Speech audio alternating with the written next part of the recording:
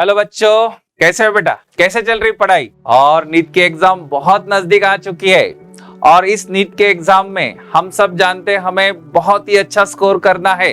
और इस अच्छे स्कोर के लिए मैं कुछ छोटी छोटी बातें बताना चाहता हूं जिसे मैं कहूंगा that is smart working during solving the MCQ. कौन से टाइप का स्मार्ट वर्किंग करना है एमसीक्यू सॉल्व करते समय, तो मैं कुछ छोटी छोटी बातें बताना चाहूंगा। It help to solve MCQ immediately.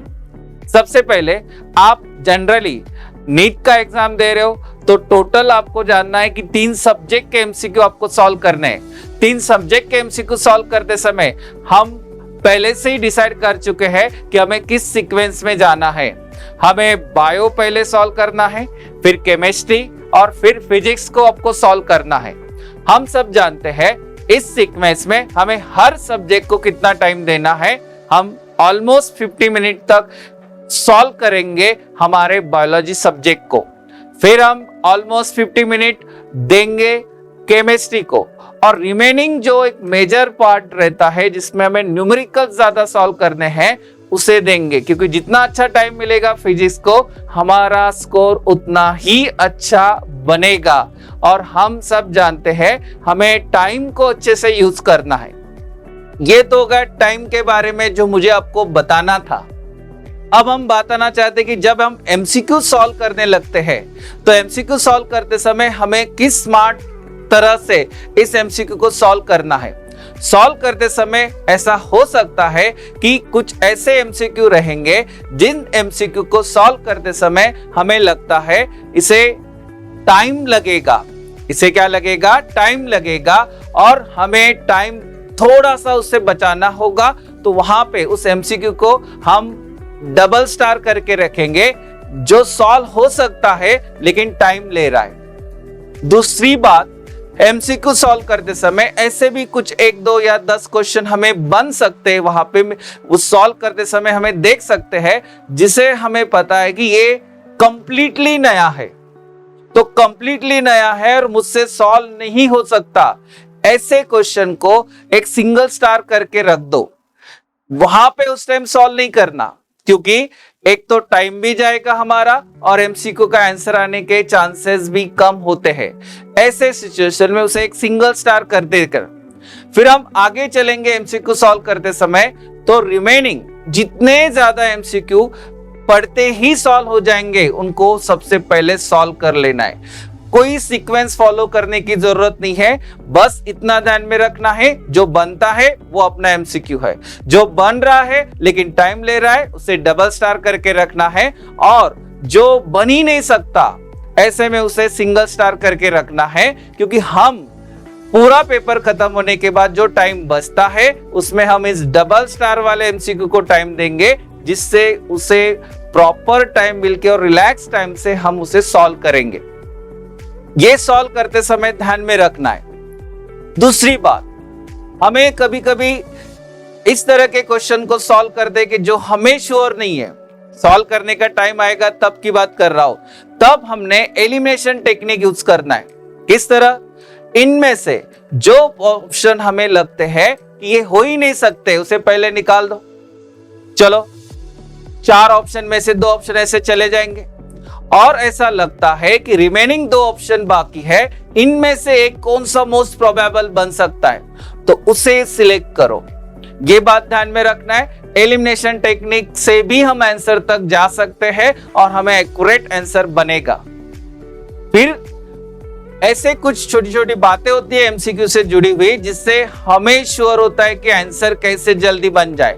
उसमें से एक आता है मोस्ट ऑफ द, जैसे रिसर्च के बेस में बात कर रहा हूं, मोस्ट ऑफ द टाइम ऐसा हुआ है कि जब कोई क्वेश्चन ऑल ऑफ दिस के साथ ऑप्शन बनता है, both A and B, both B and C, या फिर नन ऑफ दिस, ऐसे ऑप्शन जब एमसीक्यू के साथ जुड़े होंगे तो इस कंडीशन में 99% केस में हमने देखा है वही आंसर आता है। तो ऐसे में थोड़ा श्योर कर लेना, 4 ऑप्शन पढ़ने से बेटर है एक बार हमें ऑल ऑफ दिस पे जाना है तो 4 ऑप्शन पे पॉजिटिवली थिंक करना स्टार्ट करो, हमें इमीडिएट आंसर क्लिक होगा। या फिर टाइम ही नहीं रहा तो ऐसे में डायरेक्ट उसे वहां पे सॉल्व करके हमें वहां तक परफेक्ट आंसर तक जाना है। ये हुआ एक टेक्निक जिससे हमें जल्दी से सॉल्व हो सकता है। कभी कभी ये बात मैं बताना चाहूंगा, मन की सुनो उस टाइम बेटा, हमारा माइंड क्वेश्चन पढ़ने के बाद इमीडिएटली एक आंसर माइंड में 4 ऑप्शन पढ़ते ही समझ में आता है कि ये हो सकता है। तो जो हो सकता है पहले मन ने हमें कहा वही आंसर होता है बच्चों, वही आंसर होता है। सेकंड बार मत सुनो मन की, वहां पे गलती हो जाती है, आप एक्स्ट्रा दिमाग लगाओगे तो मन की सुनना है उस टाइम।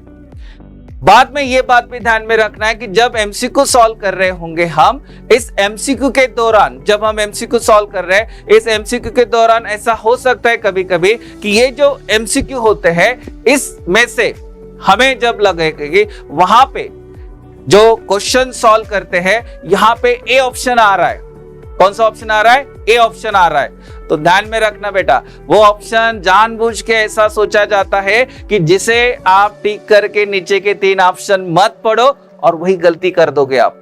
तो जब हमें लगे ए ऑप्शन आ रहा है आंसर में, तो फिर से एक बार बताना चाहूंगा कि उसे टिक करने से पहले रिमेनिंग 3 ऑप्शन को एक बार पढ़ लेना और फिर हमें पता चलेगा ये सच में करेक्ट है या नहीं है। एक रिसर्च के बेस हमें पता चला है मोस्ट ऑफ द केस में A option is in danger zone, वो गलती कर देगा। और तो ये एक केयर करनी है एमसीक्यू सॉल्व करते समय। फिलहाल न्यूमेरिकल बेस्ड जो एमसीक्यू होते हैं, इसमें एक छोटा सा और एक ट्रिक बता देना चाहूंगा कि ऐसे कुछ न्यूमेरिकल बनते हैं कि जिस न्यूमेरिकल में आपको कोई वैल्यू डायरेक्ट लर्न होती है वही उसका आंसर होता है। चलो एक एग्जाम्पल के तौर पे केमिस्ट्री के अंदर मैं बताना चाहूंगा कि एक सपोज हमें मेटल के बारे में बताया गया है और उस मेटल का नाम भी दिया गया है, जिंक मेटल की बात हो रही है, और ऐसे में हमें डेंसिटी दी है, बाकी सब डाटा दिया है, सब पैकिंग वगैरह सब बताया। और हम और आप जानते हैं कि जिंक का जो भी एटॉमिक मास होता है जो पूछा गया है वो हम जानते हैं 65.5 है। तो ऐसे में उसे सॉल्व करके 65.5 मत लाओ, वो है ना, तो वो यूनिक वैल्यू है, वो वही आंसर बनेगा। तो ऐसे में सॉल्व करना नहीं, हमें उसी आंसर को डायरेक्ट लिखना है। तो जो जो बातें लर्न होगी उस लर्न पोर्शन पे कोई न्यूमेरिकल बनता है और आप श्योर हो कि ये आंसर उसके क्लोज आएगा, वही आंसर होगा, तो नो डाउट सीधा लिख दो, सॉल्व मत करते बैठो। तो ये छोटी छोटी बातें आप एमसीक्यू सॉल्व करते समय ध्यान में रखोगे तो ये स्मार्टली एमसीक्यू सॉल्व होंगे और हमारा टाइम ज्यादा से ज्यादा बचेगा और स्कोर कैसे होगा? मैक्सिमम होगा। तो इन छोटी छोटी बातों को ध्यान में रखते हुए एग्जाम अटेंड करना है और wish you all the best to all student from me as well as C3 team. Okay, thank you.